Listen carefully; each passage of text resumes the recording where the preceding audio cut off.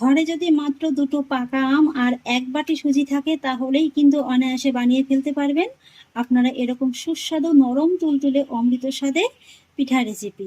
দেখে নিশ্চয়ই বুঝতে পারছেন যে এটা কতটা লোভনীয় হয়েছে আর কতটা নরম তুলতুলে হয়েছে। এই যে দেখুন। নমস্কার বন্ধুরা, অনুভার রান্নাঘরে আরো একটি নতুন পর্বে সবাইকে স্বাগত জানাচ্ছি। আজকে আমি আপনাদের তৈরি করে দেখাবো আম আর সুজি দিয়ে দারুণ মজাদার স্বাদের একটা পিঠা রেসিপি। তেমন কিছুই উপকরণ লাগবে না, মাত্র ঘরে থাকা 2 থেকে 3টে উপকরণের মধ্যেই কিন্তু আপনারা তৈরি করতে পারবেন এরকম অমৃত স্বাদের একটা পিঠা রেসিপি, যা মুখে দেওয়া মাত্রই একেবারে মিলিয়ে যাবে। আর সেই জন্য দেখুন বন্ধুরা, এখানে আমি নিয়ে নিয়েছি মিডিয়াম সাইজের 2টো পাকা আম। আম দুটোকে কিন্তু আমি আগেই খুব ভালোভাবে ধুয়ে পরিষ্কার করে নিয়েছি। এবার আমি আম দুটোকে এইভাবে একটু খোসাটাকে ছাড়িয়ে নেব। আমের খোসা দুটোকে আমি খুব সুন্দর করে ছাড়িয়ে নিয়েছি। এবার দেখুন বন্ধুরা, আমি নিয়ে নিয়েছি একটা বাটি, আর তারপরে বসিয়ে দিয়েছি এরকম একটা ছাঁকনি। এবার আমি আম দুটোকে এইভাবে ছাঁকনির সাহায্যে একটু ঘষে নেব। আপনারা চাইলে কিন্তু আমটাকে এইভাবে ছোট ছোট করে টুকরো করে কেটে মিক্সচারে দিয়েও পেস্ট করে নিতে পারেন। তবে এইভাবে একটু ছাঁকনি দিয়ে ছেঁকে নিলে কি হয়, যেহেতু আমের ভিতরে একটু আঁশ থাকে, সেই আঁশটা কিন্তু খুব সহজেই একদম আলাদা হয়ে যায়। আমের পাল্পটাকে আমি খুব সুন্দর করে বের করে নিয়েছি। আর এবার দেখুন বন্ধুরা, এখানে একটা মাঝারি মাপ করে নিয়ে নিয়েছি 1 বাটি সুজি। ওজনে কিন্তু এখানে 200 গ্রামের মতো সুজিটা আছে। এখানে আমি যেহেতু একটু মোটা দানা সুজিটা নিয়েছি, তাই এখানে আমি নিয়ে নিয়েছি ছোট দেখে একটা মিক্সার জার। জারের মধ্যে সুজিটাকে নিয়ে নেব, আর তারপরে সুজিটাকে একটু গুঁড়ো করে নেব। সুজিটাকে আমি খুব সুন্দর করে গুঁড়ো করে নিয়েছি, এই যে দেখুন। আর এবার দেখুন বন্ধুরা, আমের পিউরিটাকে কিন্তু আমি একটু মাপ করে নিয়েছি। এখানে নিয়েছি আমি যে বাটিটা মেপে সুজিটা নিয়েছিলাম, সেই বাটিরই 1 বাটির মতো আমের পিউরি। আর এখানে নিয়ে নিয়েছি 1/3 কাপের থেকে একটু কম। এই যে দেখুন, দেখে নিশ্চয়ই বুঝতে পারছেন। এই যে আমের পিউরিটা আমি আলাদা করে কাপে তুলে রেখেছি, এটাকে একটা সাইডে রেখে দেবো, এটা পরে কাজে লাগবে। আর এই যে আমের পিউরিটা, এটাকে আমি আবার ওই বোলের মধ্যে নিয়ে নেব, আর তার মধ্যে নিয়ে নেব গুঁড়ো করে নেওয়া সুজিটা। আর সেই সঙ্গে নিয়ে নেব ওই বাটিরই হাফ বাটি চিনি। এখানে আমি 200 গ্রাম সুজিটা নিয়েছিলাম, তাই কিন্তু 100 গ্রামের মতো চিনিটা নিচ্ছি।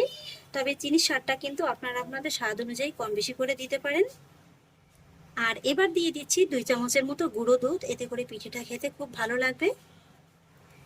এবার এই সমস্ত উপকরণগুলোকে আমি আমের পিউরির সঙ্গে খুব ভালোভাবে মিশিয়ে নেব। সমস্ত উপকরণগুলোকে আমি খুব ভালোভাবে মিশিয়ে নিয়েছি। আর এর ঘনত্বটা দেখুন। এখনই কিন্তু আমি এর মধ্যে কোনো রকম জল কিংবা দুধ অ্যাড করব না। যদি প্রয়োজন হয় তাহলে পরে অ্যাড করব।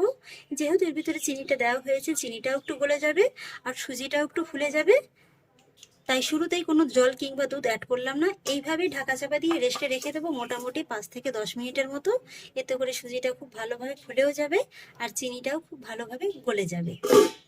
আর এই ফাঁকে চলুন আজকের পিঠাটার জন্য একটা দুধের মালাই তৈরি করে নেব। সেই জন্য একটা কড়ার মধ্যে নিয়ে নিচ্ছি 500 গ্রামের মতো লিকুইড দুধ।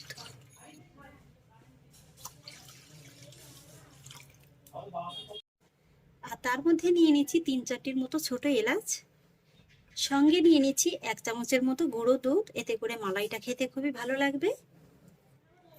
সেই সঙ্গে নিয়ে নিচ্ছি 3 চামচের মতো চিনি। এবার আমি গুঁড়ো দুধ আর চিনিটাকে এই দুধের সঙ্গে খুব ভালোভাবে একটু মিশিয়ে নেব।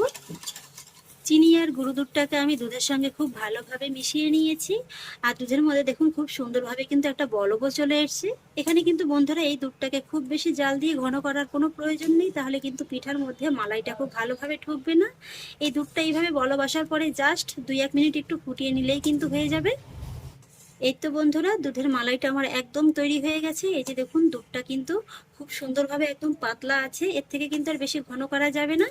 আর এবার আমি গ্যাসের ফ্লেমটাকে অফ করে দেব, আর তারপরে এই মালাইটাকে কিন্তু পুরোপুরিভাবে ঠান্ডা করে নেব। আর এদিকে দেখুন বন্ধুরা, আমি যে সুজিটা রেস্টে রেখেছিলাম, সুজিটা ফুলে গিয়ে কিন্তু ব্যাটারটা বেশ আগের তুলনায় অনেকটা ঘন হয়ে গেছে। এই যে দেখুন, এতটা ঘন কিন্তু লাগবে না, এর থেকে সামান্য একটু পাতলা করে নিতে হবে। তাই এখানে আমি নিয়ে নিয়েছি 1/4 কাপের মতো লিকুইড দুধ, তবে পুরোটা দেবো না, অল্প একটু করে দিয়ে দেবো। ভালোভাবে মিশিয়ে নেব। এবার আমি বাকি দুধটুকুও দিয়ে দিচ্ছি। আর এখানে আমি দুধ দিয়েছি, আপনারা চাইলে কিন্তু দুধের পরিবর্তে জলও দিতে পারেন। আর এবার আমি ব্যাটারের মধ্যে অ্যাড করব খুবই সামান্য একটু বেকিং পাউডার, এই 1/3 টিস্পুনের মতো। আর তারপরে অ্যাড করব তার থেকে একটু পরিমাণে বেশি বেকিং সোডা। আর তারপরে অ্যাড করব স্বাদ অনুযায়ী একটুখানি লবণ। আর বন্ধুরা, আমাদের এখানে সকাল থেকেই কিন্তু প্রচণ্ড পরিমাণে লো ভোল্টেজ হচ্ছে, যার কারণেই হয়তো আপনাদের একটু আলোটার কারণে ভিডিওটা একটু অস্পষ্ট লাগতে পারে, সেই জন্য কিন্তু ক্ষমা চেয়ে নিচ্ছি। এবার সামান্য একটু জল দিয়ে আমি এই উপকরণগুলোকে ব্যাটারের সঙ্গে খুব ভালোভাবে মিশিয়ে নেব। বেকিং পাউডার আর বেকিং সোডাটাকে আমি খুব ভালোভাবে মিশিয়ে নিয়েছি। আর এটা মেশাতে মেশাতেই দেখতে পাবেন যে ব্যাটারটা কিন্তু আগের তুলনায় বেশ অনেকটা হালকা হয়ে গেছে, এই যে দেখুন। আর এবার আমি আপনাদের ব্যাটারের পারফেক্ট ঘনত্বটা দেখিয়ে দিচ্ছি। এই যে দেখুন, এখানে আমি যতটা পরিমাণে দুধ দিয়েছি আপনাদের কিন্তু কম বেশি লাগতে পারে। আর এবার কিন্তু খুব বেশি অপেক্ষা করা যাবে না, যেহেতু বেকিং পাউডার আর বেকিং সোডাটা দেওয়া হয়েছে। খুব বেশি অপেক্ষা করলে কিন্তু এর কার্যকারিতা নষ্ট হয়ে যাবে। তাই দেখুন, আজকের এই পিঠাগুলো ভাজার জন্য গ্যাস ওভেনে আমি একটি আপ্যাম প্যান বসিয়ে দিয়েছি। প্যানে দিয়ে দেবো সামান্য একটু ঘি, আপনারা একটু সাদা তেলও দিতে পারেন। এবার ঘিটাকে আমি প্যানের ভিতরে খুব ভালোভাবে একটু ব্রাশ করে নেব। তারপরে আঁচটাকে একদম লোতে রেখে এইভাবে অল্প অল্প করে ব্যাটার আমি প্যানের বাটির মধ্যে দিয়ে দেব।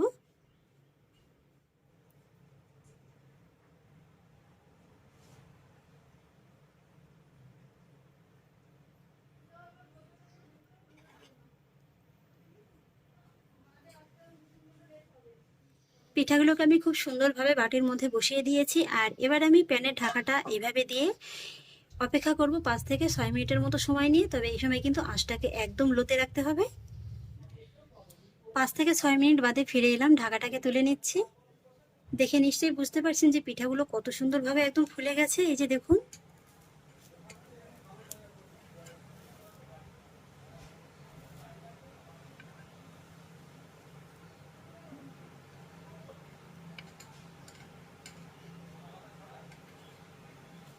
সবকটি পিঠাই দেখুন বন্ধুরা কত সুন্দরভাবে একদম ফুলে গেছে।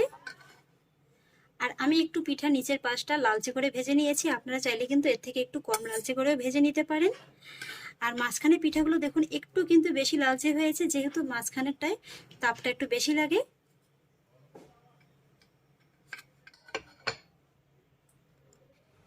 এই তো দেখুন বন্ধুরা, সমস্ত পিঠাগুলোকে আমি ভেজে তুলে নিয়েছি। আর পিঠাগুলো দেখুন কত সুন্দর একদম নরম তুলতুলে হয়েছে।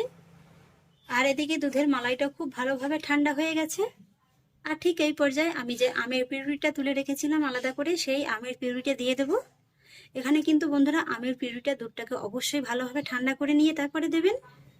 এখানে যদি দুধটা আপনাদের গরম থাকে, সেক্ষেত্রে আমের পিউরিটা দেওয়ার সঙ্গে সঙ্গেই কিন্তু দুধের মধ্যে ছানা কেটে যাবে।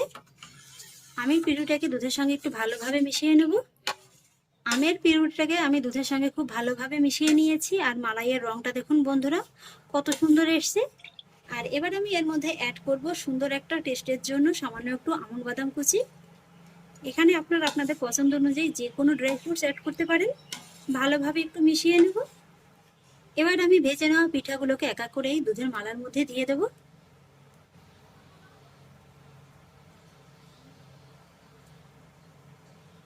মালার মধ্যে আমি পুরো পিঠাগুলোকে দিয়ে দিয়েছি। আর এই পিঠাগুলোকে কিন্তু মালার মধ্যে খুব বেশি সময় নিয়ে রাখারও কোনো প্রয়োজন নেই। মোটামুটি 10 থেকে 15 মিনিটের মতো রাখলেই কিন্তু খুব সুন্দরভাবে দুধটা এই পিঠার মধ্যে একদম ঢুকে যাবে। একটু ভালোভাবে নেড়েচেড়ে মিশিয়ে নেব। আর তারপর ঢাকা চাপা দিয়ে 10 থেকে 15 মিনিটের মতো রেখে দেব। 10 মিনিট বাদে ফিরে এলাম। পিঠাগুলো দেখুন বন্ধুরা এই 10 মিনিটের মধ্যে কত সুন্দর একেবারে দুধের মালাইটাকে টেনে নিয়েছে, এই যে দেখুন। এই তো বন্ধুরা, পিঠাগুলোকে আমি একটা সার্ভিং বলে সার্ভ করে নিয়েছি। আর পরে একটুখানি গোলাপের পাপড়ি আর পেস্তা কুচি ছড়িয়ে দিয়েছি দেখার একটু সৌন্দর্যের জন্য। আর পিঠাগুলো দেখুন বন্ধুরা দেখতে কতটা লোভনীয় লাগছে। আর দুধ রসটা এত সুন্দরভাবে পিঠার মধ্যে ঢুকে গেছে, দেখুন পিঠাগুলো যেন একদম রসে টইটুম্বুর করছে। ঘরে যদি মাত্র 2টো পাকা আম আর 1 বাটি সুজি থাকে, তাহলেই কিন্তু অনায়াসে বানিয়ে ফেলতে পারবেন আপনারা এরকম সুস্বাদু নরম তুলতুলে অমৃত স্বাদে পিঠা রেসিপি। দেখে নিশ্চয়ই বুঝতে পারছেন যেটা কতটা লোভনীয় হয়েছে আর কতটা নরম তুলতুলে হয়েছে, এই যে দেখুন। তাহলে আশা করছি বন্ধুরা আমার আজকের এই পিঠা রেসিপিটি আপনাদেরও খুব ভালো লেগেছে। যদি ভালো লেগে থাকে তাহলে আমাকে অবশ্যই একটা লাইক এবং কমেন্ট করবেন, সেই সঙ্গে বন্ধুদের সঙ্গে শেয়ার করবেন। আর প্লিজ বন্ধুরা, যদি আমার পরিবারের নতুন সদস্য হয়ে থাকেন তাহলে একটা সাবস্ক্রাইব করে পাশে থাকা বেল আইকনটি প্রেস করে দেবেন। ফিরে আসছি এরকমই পরের অন্য কোনো নতুন রেসিপি নিয়ে। সবাই ভালো থাকুন, সুস্থ থাকুন। ধন্যবাদ।